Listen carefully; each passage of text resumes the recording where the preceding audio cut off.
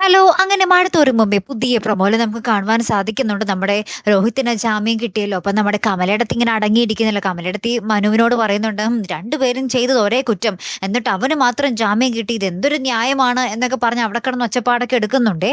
അപ്പുറത്താണെങ്കില് നമ്മുടെ ശരണ്യയുടെ നേരെ വീട്ടുകാരൊക്കെ ഭയങ്കരമായിട്ട് ഇങ്ങനെ എതിർക്കുവാ. അപ്പൊ ശരണ്യ ഇങ്ങനെ കരഞ്ഞുകൊണ്ട് പറയുന്നുണ്ട്, ദേഷ്യപ്പെട്ടും പറയുന്നുണ്ട്, "ഞാൻ സത്യം പറഞ്ഞതാണോ നിങ്ങളുടെയൊക്കെ പ്രശ്നം? ഞാൻ പിന്നെ എന്ത് ചെയ്യണമായിരുന്നു?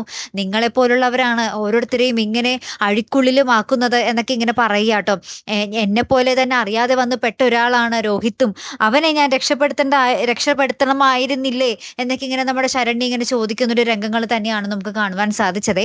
അപ്പുറത്താണെങ്കില് ഏറ്റവും ഒടുവിൽ നമ്മുടെ അലീന ശരണ്യയെ വിളിക്കുന്നുണ്ട്. എന്നിട്ട് പറയുന്നുണ്ട്, "മോളെ എല്ലാവരും കുറ്റപ്പെടുത്തുന്നുണ്ടല്ലേ? മോളുടെ ഈ ഒരു സങ്കടത്തിനെല്ലാം കാരണം ഞാനാണല്ലേ? ഞാൻ വഴിയല്ലേ ഇങ്ങനെയൊക്കെ സംഭവിച്ചത്" എന്ന് നമ്മുടെ അലീന പറയുകയാണ്. അപ്പൊ ശരണ്യ ഭയങ്കര സങ്കടപ്പെട്ട് തന്നെ ഇങ്ങനെ സംസാരിക്കുന്നുണ്ട്. "ഏയ് ഇല്ല ചേച്ചി, ഞാൻ കുറ്റം ചെയ്യാത്ത ഒരാളെ രക്ഷപ്പെടുത്തി എന്നല്ലേ ഉള്ളൂ" എന്ന് നമ്മുടെ ശരണ്യം പറയുന്ന ഒരു നിമിഷങ്ങളൊക്കെ തന്നെയാട്ടോ കൂട്ടുകാരെ നമുക്ക് ആ ഒരു പ്രൊമോയ്ക്ക് ഒടുവിൽ കാണുവാൻ സാധിച്ചതേ.